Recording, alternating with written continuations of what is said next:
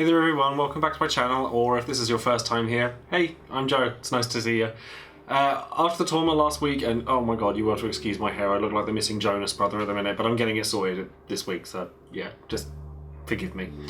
After the tournament last week, and looking at the deck that I had been playing, I wanted to go in a really different direction from the keep the single unit alive kind of mentality, and try a more tempo-based build that still maintains an element of control, like the last one did. I never tend to play the same deck twice, so while I really enjoyed playing the Save the Queen deck, which if you're interested in seeing the video for that, then I'll leave a link in the description box below, and that's like a super hard control deck, and it's the way I like to play. And this isn't that far off from that, but the tempo is very, very different. And given that it's near Christmas, as well as the nice little snow effect that I've added to the video, which I hope you like, but it's not too distracting, I hope. I also figured that I hadn't really tried Ice all that much until very recently, where I've been testing this deck out, and I really, really liked it, and I wanted to spotlight the things that Ice is strongest at, which is delaying your opponent, and combine it with the strong forwards that Fire has, along with the powerful Red Mage, in order to keep a consistent level of high pressure to your opponent, and that's why I kind of gave the deck the name Gravija. I've also been desperately hunting for a good home for this little piece of work here, the new Sephiroth promo that I acquired at the Opus 1 tournament, because I feel that he fits into strategies that need more backup destruction, that don't necessarily have it or didn't have access to it before this card came out, and a lot of people don't really like 8-drop Sephiroth. I do, but a lot of people don't. So this card actually makes a lot of difference, but don't panic if you don't have access to these, because there's an alternate version of the deck list near the end of the video, so that you can still play this perfectly fine without him. There's also a really nice little tech that I've added to this deck, which I've seen a lot of people doing recently, and I didn't really think of it until now. But you'll notice it when the deck list comes up, but it's kind of to add to an EX burst count and to add to card advantage, but I'll go over it more when the cards come around. But when this deck list is shown, you'll see that this deck contains 22 forwards, 19 backups, which is slightly less than I usually play, and 9 summons. Now the first thing that we're going to go over is the fire forwards, and before we do go into that, you'll notice that the EX count in this deck is absurdly high. There are so many, and there aren't many of them as summons. All of the summons that are in this deck are EX bursts, but they're not actually the only things in this deck that do that. I think that forwards and backups that have EX bursts are actually very powerful just by having them. It's not a card that you just use once and it goes. It has uses outside of its EX burst effect. So it's definitely worth bearing that in mind when you're building a deck. Trying to keep your EX burst count high does make a big difference in the end. But going into fire forwards, the first thing that we're going with is Tifa, and you'll notice that it's only the big Tifa and not the little one. Now there's no reason why you couldn't play the little one if you wanted to, but I have kind of lowered the amount of fire cards that are in this deck because it's mostly an ice focused deck. But Tifa does actually play in very well with what Ice does. Ignore the damage that she deals. While it's kind of useful, it's not the primary reason to play her. If you have a Zangan out, she's an 8k guy with haste, and she has an effect that doesn't cause her to dull, and she can dull a guy on your opponent's side of the board, which gets them out of the way so that your other guys can just mash your opponent's head in. And that's pretty solid from my point of view, and not playing the other Tifa means that we can make room for other things. Though if you wanted a more sort of aggressive version of this deck, there is actually no reason why you couldn't play her. And then the MVP of the fire side of this deck is definitely the 3 copies of Lann that I've added, because he's one of your primary kill conditions. One of the things that this deck is very good at doing is kind of moving your opponent's guys out of the way, that you're like, no, I can't deal with you, you go out of the way. No, I don't like you, you go out of the way. And then Lann just kind of sneaks in there and deals a little bit of damage, and you want to keep his power as low as possible. I actually kind of thought about running Lebro in this deck because I'm running Duke Larg, which, for reasons I'll get into when I get to him. But I discovered that increasing Lann's power naturally is actually a bad thing, because it means that he's more vulnerable to a lot more different guys, so actually keeping his power low is definitely a plus. And lastly for the fire forwards, I actually really, really like this card, but I'm only running 2 of it because the fire focus in this deck is lesser, is Warrior of Light. Now Warrior of Light is one of the best cards for getting your opponent's big guys out of the way in the game. I mean, and for a 2-drop, he plays into the card advantage methods in this game extremely well, because he can trade with things that are so much bigger than him. And he also plays very well with the Squall that's in this deck, because Squall does the same thing, just on a much larger scale. But for a 2-drop and a 3-drop to do that much in combat is really, really impressive. This deck is very focused on combat tricks, So in order to be able to do that, you want guys that kind of play into that, and Warrior of Light is just a solid card. He doesn't have any S ability, so there's no necessity to run a 3 of him, but you kind of want him early, so you don't want to just run 1. He's not really a tech play, he is useful a lot of the time, so definitely play this card if you're playing any fire deck. Okay, a little bit controversial. I actually don't really like fire as a colour. I think that it's lacking a lot of things. Its forwards are generally very strong, but its backups, apart from the one that it does a lot, don't actually do all that much. They have their EX burst and there's a lot of searches under fire, which is nice, but you've got to remember that your backup slots are actually very premium in the late stages of the game, and you don't want to be clogging your back row with guys that don't do anything.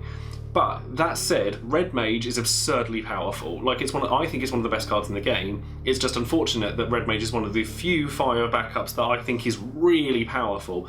The others are fine, but Red Mage just goes the distance, and it's one of the main focuses of this deck. This, in combination with Ice's Time Mage, allows you to control the flow of battle at your own pace.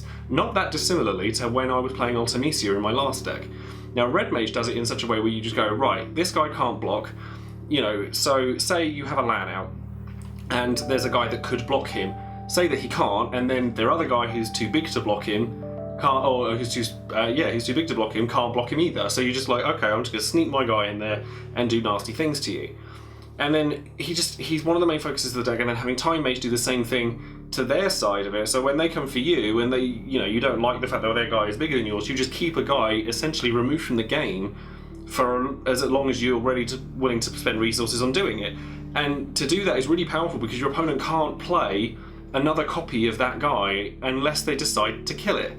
And this method actually gets around one of Ice's biggest weaknesses, which I actually played myself in the last deck, which is Guy. Guy sits on the face of Ice, really, because there's so many things that they do to try and dull your guy to then do things to them that he kind of just goes, nope, I'm just going to stand here and do nothing, and you can't move me. This method actually means that you can get around him with a great deal of ease, actually, and it means that you can spend your focus on other things. To add to the EX count, I've loaded 2 copies of Rain and 2 copies of Zangan into this deck because they both search out one of the other pieces of the deck and they don't necessarily minus you when you play them, and that's a solid thing to do. However, I do think that their effects are quite limited for when they're on the board. Rain, however, is not to be underestimated because increasing Lann's power by 1,000 in combat can actually mean that he beats anything that goes even with him, and it does add to his power. But obviously you only ever want to use that effect when your opponent has already declared their block and before damage is dealt. So you just kind of want to use it's combat tricks, and it's the big thing about this deck, and this kind of adds to that. And then the one-off Black Mage, I don't really like Black Mage or a lot of Fire's backups because they deal damage, and this is nothing to do with Minwu, which yes, does shut that kind of strategy down pretty heavily. But that being said, is that if you're having to spend multiple cards to kill one guy, you shouldn't really be doing it, because then you're overextending and you're leaving yourself wide open. Tifa can get away with it if she can kill something outright. Brynhilda can get away with it if it can kill something outright. But if you're having to go, I'm going to spend this card dealing 7,000 damage to your 9k guy, and then I'm going to spend this card doing another 2,000 to actually kill it. It's like you've just spent 2 cards doing what Odin could have done for a 4-drop, or Alexander could have done. Or there's so many ways of just getting them out of the way entirely that burning them, like dealing them damage, just doesn't seem that great. Which is why the only summon in this deck for fire is Brynhilda. A lot of people argue with me and say the Bahamut Fury is really good as well, but I disagree because I think that 5,000 isn't enough to kill much. And 7,000, if you're paying the extra card into it, you're paying more for the same effect you would have gotten from Brynhilda. And to me that just doesn't really make much sense. However, in this deck, it does get rid of a lot of the problem cards, such as an opponent's Lann. Unless they've buffed it, or this is another use for your Rain, if they go to Brynhilda your Lann, you can then buff it by a case that it doesn't die. So there are lots of little uses for these things, but this is why Fire is not so much the focus of this deck, and it's more focused on the Ice side. Now, the Ice part of this deck is where the meat of it is, and the first thing that we're playing is 3 copies of Legendary Squall, because he's really good. There's just nothing bad about this card.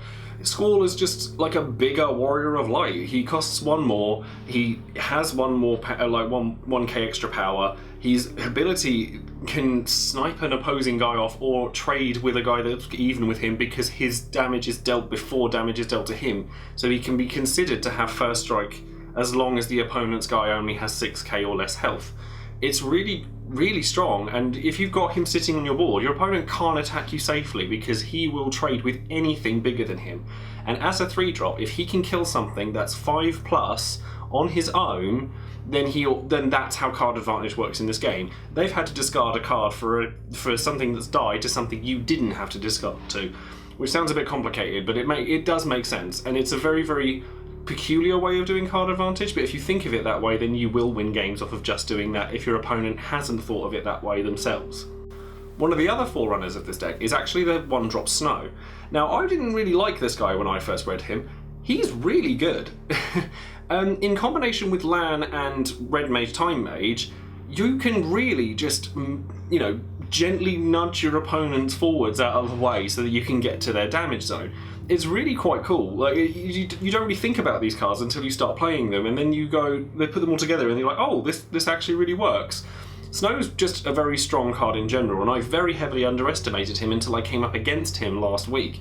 He was battering the heck out of me, and then when I played a guy, it really did sort of shut that strategy down. So they all, he had outs to it, he just didn't see them.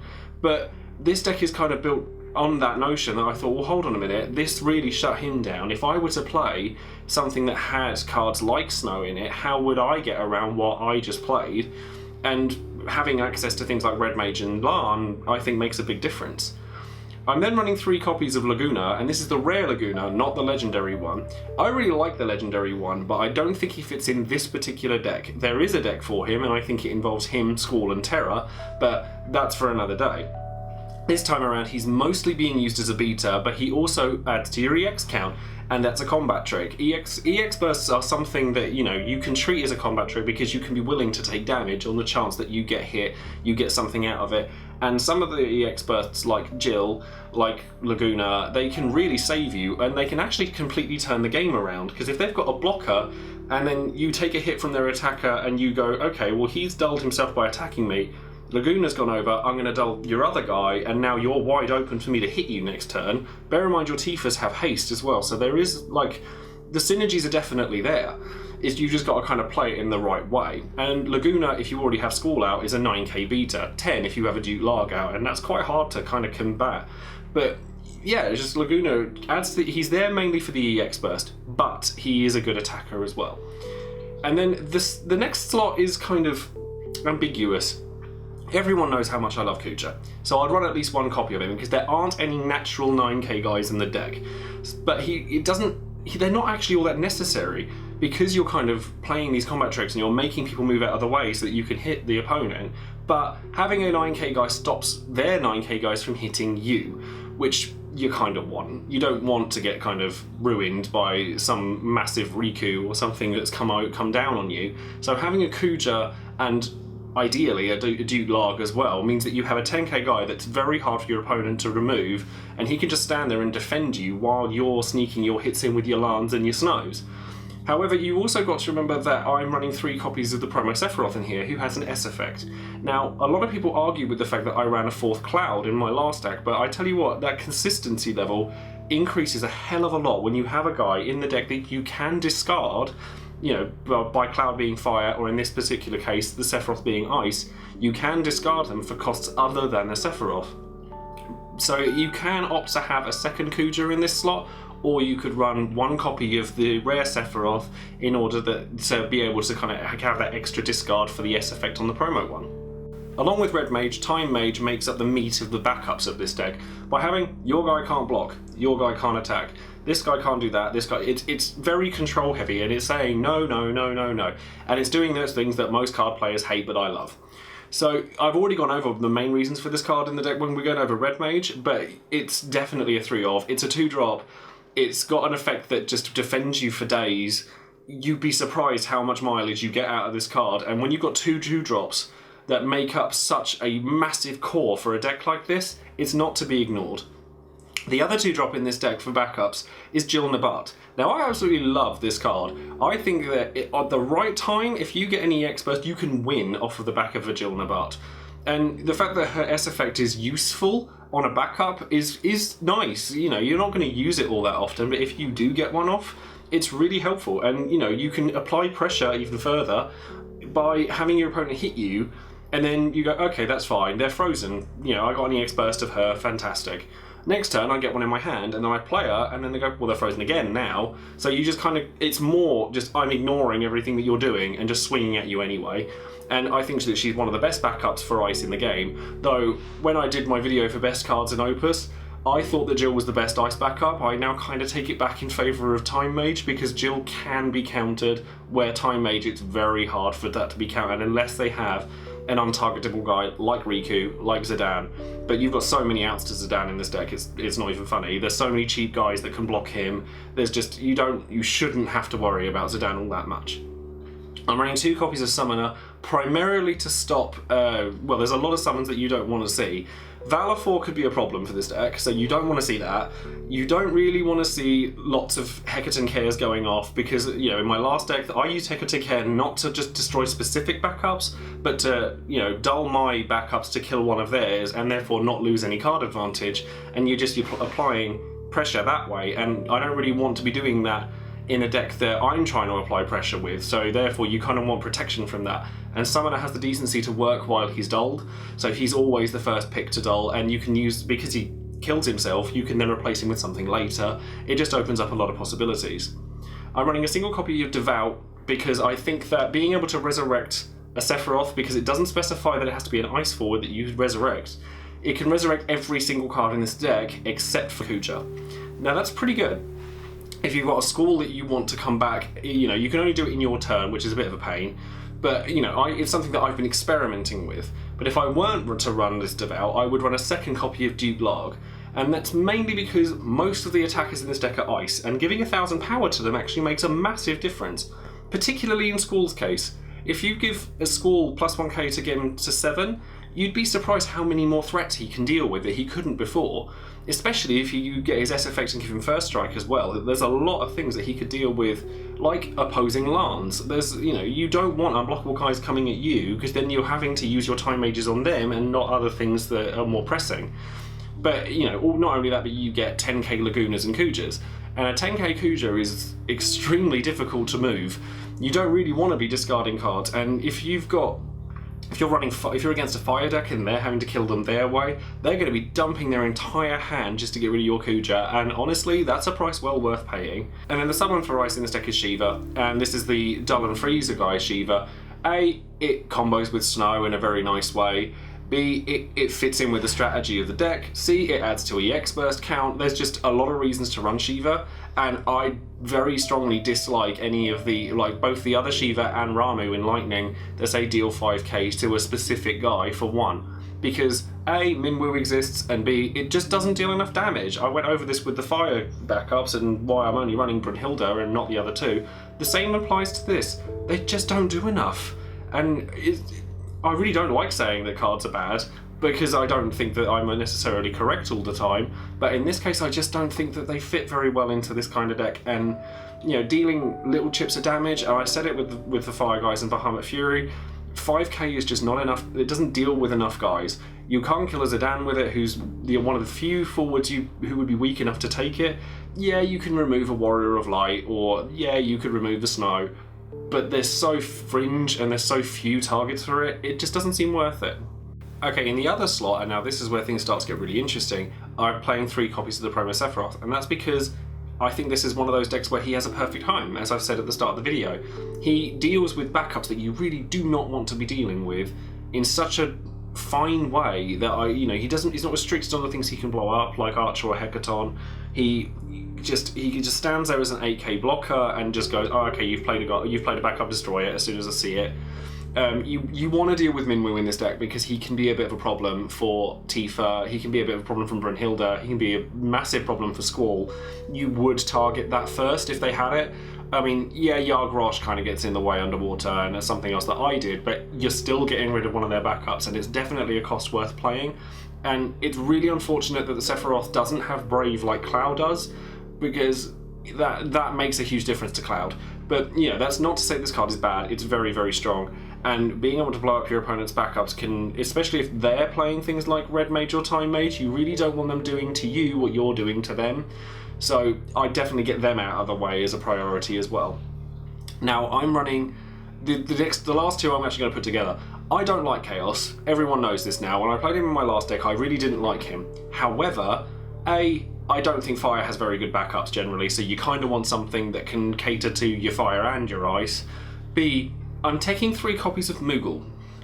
I've seen a lot of people doing this, and I tried it, and it does work. The primary reason that you're doing it is because you want the EX burst, and because of the way the game works in that you only need 1 crystal to match the colour of the card you're trying to play, you can discard Moogles if they're in your hand. However, I don't like the idea of a card that in my deck that is just a complete dead draw and it's only used to discard. So I'm putting the Chaos in here so that I can pay for the Moogles from my hand if I want to, therefore leaving me a bit more inclined to play it even after sort of turn 2. Now, I don't really like Chaos, but if it can pay for that sort of thing, it has a use and it's relevant to this deck. Now, if you don't own the promo Sephiroth, it's actually a really nice and simple change to kind of take out the Sephiroths that you were playing. I'd just play a single copy of the legendary Sephiroth instead of the 3 promo ones, and this is because I actually really like legendary Sephiroth. I think he's a 2-for-1. He is the only backup destroyer that sticks around after he's done his job, and I think there's something big to be said for that, except for the promo Sephiroth, who also sticks around after he's blown it up, but that's why I've opted to play that one instead of this one. But if you don't own the promo one, this one is a perfectly adequate replacement, and an 8-drop, yes, he's an 8-drop. It costs a lot, but he can win you the game. First Strike is an extremely powerful effect, don't ignore it. And then in place of the other 2 Sephiroths, you would definitely run 2 copies of Kuja, because you need big guys. And then I would put in a 4th Squall, which would include 1 of the rare Squall, and this is mainly for the S effect on the legendary Squall. However, he's not a rubbish draw either. He is a 9k guy when you've got Laguna out. He can suffice as another beat stick, and you know, being able to drop cards out of your opponent's hand then kind of synergizes with the Kuja as well, so you kind of get that little element to it as well. But this is more kind of aggressive than the build with the promos in it. It doesn't change an awful lot, but there's actually a lot of room for change here as well. You may not like the Moogles, you may not like the fact that I'm not running the hasty Tifas, and you do you. You know, if this isn't necessarily a framework for every deck that has Fire and Ice in it, I want you to kind of test this, see what you don't like about it, and then change it so that it fits you. All I want to do is give you an idea of something that maybe inspires you to build something that you haven't thought of before. And that's it for this video, and I really encourage you to kind of share this video out for those who play the Final Fantasy TCG, and leave a like and subscribe to the channel if you haven't already. I'm really close to 2,000 subs now, and I'm actually extremely thankful for it, because I have no idea sometimes why people would want to watch a guy like me just sit here and hammer on about cards for half an hour. I really appreciate it, and thank you very much for watching all the videos that I've done if you have subscribed. And you know, I'm looking forward to Christmas because it's just gonna be a nice day off where I can chill out. I finally finished Final Fantasy 15. No more spoilers, don't worry, you won't hear anything from me, but I really enjoyed it, and you know, hopefully over Christmas I'll get time to maybe sit and maybe platinum trophy it or something and do, you know, it'd be a really good day. So if I don't hear from you guys beforehand, have a very Merry Christmas, and I'll hear from you soon. Thank you very much for watching. Bye.